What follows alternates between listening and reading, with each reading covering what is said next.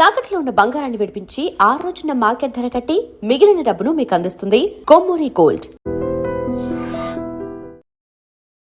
నిజానికి ఈ పౌర్ణమి రోజున శ్రావణ పౌర్ణమి జంఝాల పౌర్ణమిగా చెప్తారు. యజ్ఞోపవీత ధారణ ఉన్నవాళ్ళు ఈ రోజున కొత్త యజ్ఞాలు మార్చుకుంటారు. జంఝాల పౌర్ణమి అంటారు దీన్ని. అవును, ఈ పౌర్ణమి మాకు తెలిసి అయితే చిన్నప్పటి నుంచి అదే జంఝం మార్చుకుంటారు.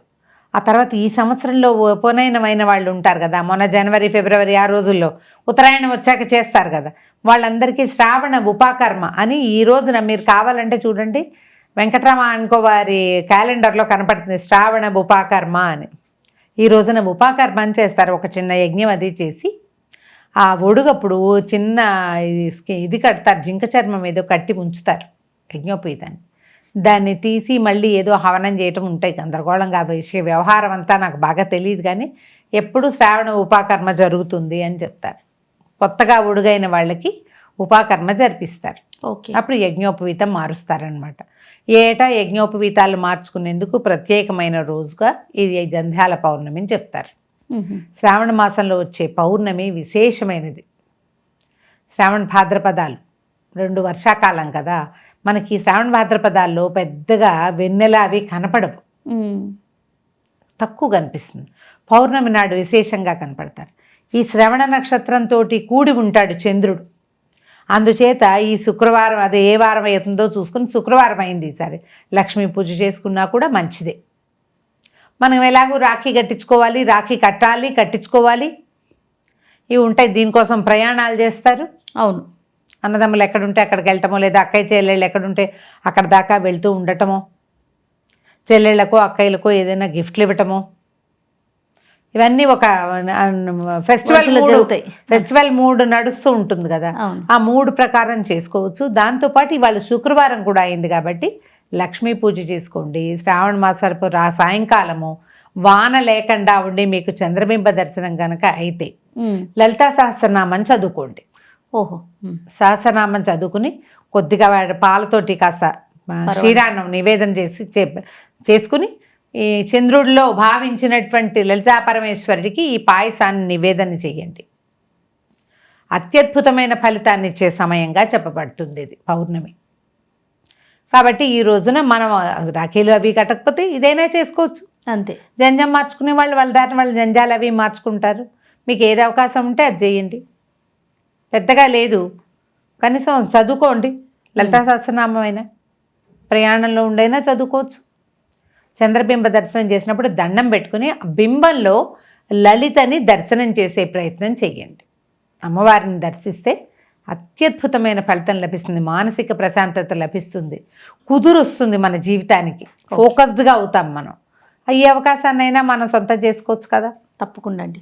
రమగారు, రాఖీ పౌర్ణమి అన్నా చెల్లెళ్ళు కలిపి జరుపుకునేది, అన్నా చెల్లెళ్ళు కానీ అక్క తమ్ముళ్ళు కానీ తోబుట్టువులతో జరుపుకునే పండుగ రాఖీ పౌర్ణమి. మీరు కట్టేవారండి? మాకు అసలు అలవాటే లేదు, రాఖీ అలవాటు లేదు, అసలు ఎప్పుడు కట్టలేదు, అలాంటి సరదా కూడా లేదు. ఇంతమంది అక్క చెల్లెళ్ళు ఉన్నా కూడా అసలు అలవాటే లేదు ఇంట్లో. ఎందుకు రాఖీ కట్టడం మన పద్ధతి కాదు కదా, మన వైపు లేదు. ఇప్పుడు సినిమాల వల్ల, హిందీ సినిమాలతోటి, తర్వాత తెలుగు సినిమాల్లో కూడా చేసి ఇప్పుడు రాఖీ ఒక మస్ట్ అండ్ షుడ్గా చేయవలసిన క్రియగా ఈ రోజున అయిపోయింది. కానీ మాకేమీ అలవాట్లేదు, నేను ఎప్పుడు కట్టలేదు మా అన్నయ్యకి. రాఖీ పండగ ఈ రోజున అన్నయ్యని తలుచుకోవాలి. అన్నయ్యకి ఒక రోజు ఏంటి, మన జీవితం అంతా అన్నయ్య మనతోటే ఉంటాడు కదా. ఖచ్చితంగా. ఏదో ఇప్పుడు అక్కడ కొన్ని చోట్ల ఆ పద్ధతులు ఉన్నాయి, మనకేమో అట్లాంటివి లేకపోవటం. ఏదైనా అంతే కదా రమ్మగారు, మదర్స్ డే ఒకరోజు తలుచుకోవటం ఏంటి, అదే కదా మాట్లాడుకుంటాం. కాకపోతే కాస్త గౌరవం, ఓకే అమ్మకి రెస్పెక్ట్, గౌరవం, ఆవిడకి కావాల్సింది చెయ్యాలి, అలా మాట్లాడుకోవటం అంతే తప్ప సంవత్సరం అంతా వాళ్ళది కాదా. మాకు అలవాట్లేదు, మేము ఎప్పుడు చేయలేదు అట్లా. ఇప్పుడు ఇది చేయటానికి ఏముంది, కానీ పూర్వకాలం నుంచి ఉన్నది నార్త్ ఇండియన్ పద్ధతిగానే మనకు కనపడుతుంది జయ. మనం ఎన్నిసార్లు మాట్లాడుకున్నా ఇదే మాట్లాడుకుంటాం, అంతే. ఇది నార్త్ ఇండియన్ విధానం, మన వైపు చెయ్యరు దీన్ని. ఎందుకంటే మీరు ఒకటి గమనించండి, పూర్వకాలంలో ఆడపిల్లలకి పెళ్ళిళ్ళు చేసేసేవాళ్ళు తొందరగా.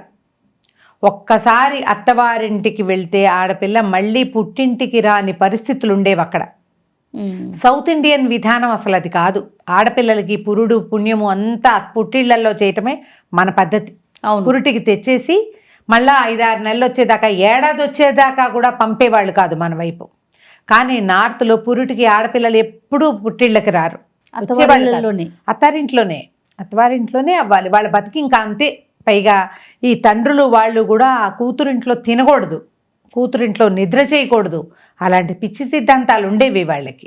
ఆడపిల్ల తండ్రులు పిచ్చో మంచో ఇక వాళ్ళ పద్ధతులు అవి అంతే. తొందరగా పెళ్ళిళ్ళు చేసేసేవాళ్ళు. ఆ వెళ్ళిపోయిన ఆడపిల్లలకి పుట్టింటి నుంచి ఏ ఆశ ఉండేది కాదు.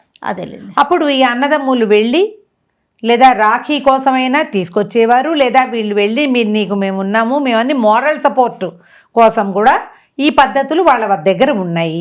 ఓకే, ఇది బేసిక్ థింగ్ అంతే. ముందు ఎప్పుడో కృష్ణుడికి ఏదో దెబ్బ తగిలితే ఆవిడ మన ద్రౌపదీదేవి తన చీర చెంగు చింపి ఆయన చేతికి కట్టిందట. ఒక చీర ఒక దారపు పోగు తన ఒంటి మీద కట్టినందుకు ఆమె అవమానపడ్డప్పుడు వస్త్రాలు ఇచ్చి ఆమెను కాపాడాడు భగవంతుడు. ఆమె రక్షాబంధనం అలా జరిగిందనమాట.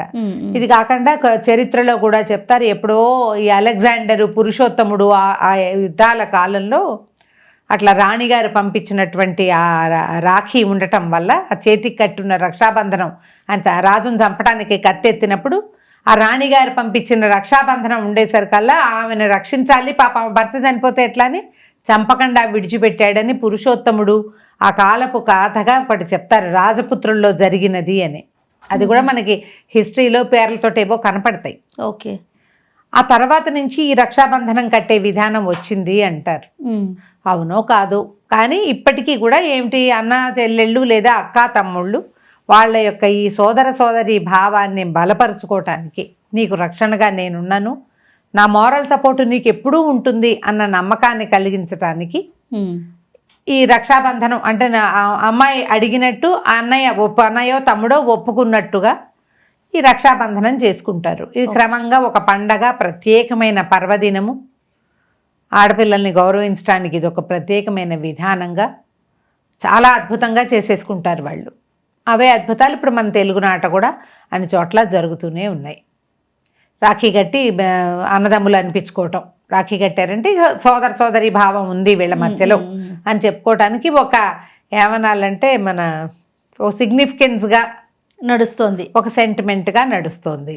అవకాశం ఉన్నవాళ్ళు అన్నదమ్ములకో స్నేహితులకో రక్షాబంధనం చేసి మేము నీతోటి ఉంటాము, నువ్వు మమ్మల్ని రక్షించు అని ఒక బాంధవ్యాన్ని మనం పదిలపరచుకోవటం అన్నమాట. అవకాశం ఉన్న వాళ్ళు చేసుకోవచ్చు. రైట్. నమస్తే రమ్మగారు. నమస్తే. And for more videos, please subscribe to iDream. Please subscribe to iDream. Please subscribe iDream. And please subscribe to iDream. For more videos, subscribe to iDream. please like, share and subscribe to the channel. Congratulations, iDream. Subscribe to iDream. Subscribe to iDream. So subscribe to iDream Media. iDream ki iDream team andarki huge congratulations. Please subscribe iDream Media. Please subscribe to iDream. Subscribe iDream. Please subscribe to iDream. iDream అంటే నా కళల ఛానల్ను subscribe చేసుకున్న నోరు తిరుగుతలేదు, మీరైతే గంట గుర్తు కొట్టండి. For more such videos, please subscribe to iDream. Subscribe to iDream. Please subscribe to iDream. Please subscribe iDream Media. Please do subscribe to iDream. Please subscribe to iDream Media. For best entertainment and information, please subscribe iDream. And don't forget to subscribe to iDream.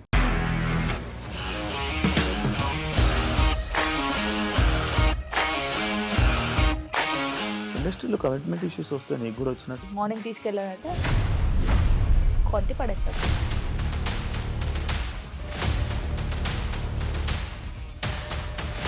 ఒక్కళ్ళు కూడా చూడలేదు ఈ cinema అని చెప్పడానికి కూడా చాలా ధైర్యం కావాలి. అది నిజం కదా, దాంట్లో ధైర్యం ఏంటి? ఇది నెక్స్ట్ డే ప్లేట్ మార్చేస్తే తప్పు కదా. As of now, we are comfortable this అని నేను అనుకుంటున్నాను. రష్మిక గారిది మీది ఒకే ఊరంట కదా. నీకు కోపం వచ్చిందంటే బాగా తిట్టేత్తరా? తిట్టేద్దామండి. నిజంగా గేమ్ ని ఎలా చేంజ్ చేయగలిగారు? APSFC వాళ్ళకి 6 నెలల్లో నేను 6 లక్షలు కట్టా. బిజినెస్ చేయాలనుకుంటే it is as difficult as riding a tiger.